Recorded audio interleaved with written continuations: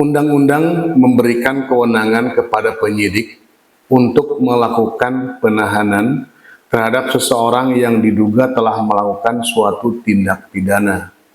Tentunya di sini penyidik tidak boleh semena-mena melakukan penahanan meskipun seseorang diduga kuat sebagai pelaku tindak pidana. Ada syarat-syarat tertentu yang harus dipenuhi oleh penyidik agar dapat melakukan penahanan terhadap seorang tersangka. Apa saja syarat yang harus dipenuhi oleh penyidik dalam hal melakukan penahanan terhadap seseorang yang diduga telah melakukan tindak pidana atau seorang tersangka tersebut? Mari kita simak ulasannya.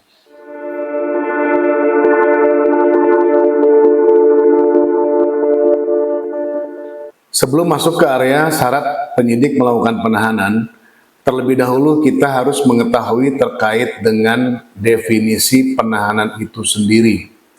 Definisi penahanan terdapat di dalam ketentuan pasal 1 angka 21 Kitab Undang-Undang Hukum Acara Pidana yang menyatakan bahwa penahanan adalah penempatan tersangka atau terdakwa di tempat tertentu oleh penyidik atau penuntut umum atau hakim dengan penetapannya dalam hal serta menurut cara yang diatur dalam Kitab Undang-Undang Hukum Acara Pidana.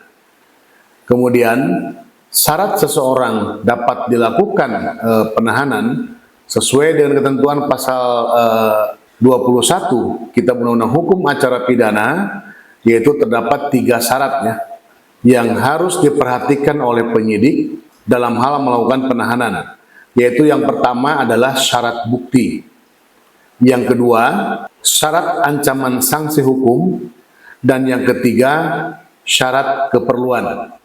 Mari kita bahas satu persatu ya. Yang pertama adalah syarat bukti.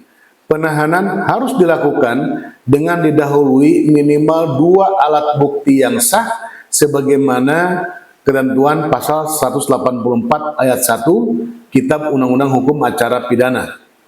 Minimal 2 alat bukti yang sah tersebut harus dimiliki oleh penyidik yang akan melakukan penahanan terhadap seorang tersangka.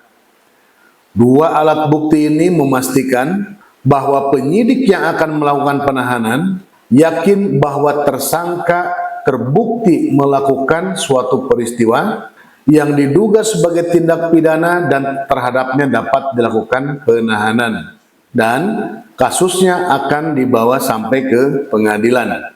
Maka tersangka atau terdakwa akan diputus bersalah dan dijatuhi sanksi vonis berupa hukuman penjara atau denda. Itu terkait dengan syarat pertama ya, yaitu syarat bukti. Yang kedua adalah syarat ancaman sanksi hukum.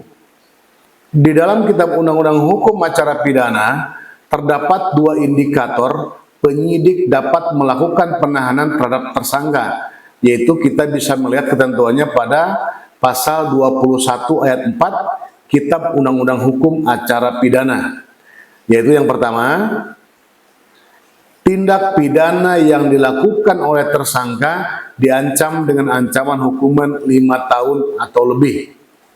Yang kedua, tindak pidana yang ancaman hukumannya di bawah 5 tahun tetapi dapat dilakukan penahanan. Ini disebut dengan pasal pengecualian ya, yaitu diantaranya pasal 282 ayat 3 KUHP, pasal 296, pasal 335 ayat 1 KUHP tentang perbuatan tidak menyenangkan, pasal 351 ayat 1 KUHP, pasal 353 ayat 1 KUHP, pasal 372 penggelapan, pasal 378 penipuan, pasal 379A, pasal 453, pasal 454, pasal 455, pasal 459, pasal 480, dan pasal 506 KUHP.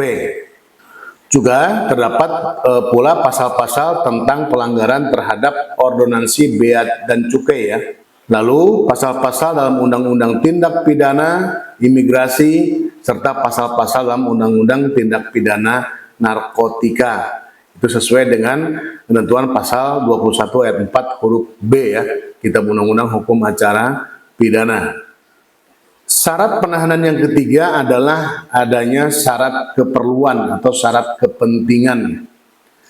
Syarat ini mempertimbangkan adanya suatu keperluan atau kepentingan penahanan berdasarkan keadaan-keadaan pada diri tersangka. Setidaknya terdapat 3 indikator terkait dengan syarat keperluan atau syarat kepentingan ini, yaitu yang pertama, adanya keadaan yang menimbulkan kekhawatiran bahwa tersangka akan melarikan diri. Yang kedua, adanya keadaan yang menimbulkan kekhawatiran bahwa tersangka akan merusak atau menghilangkan barang bukti.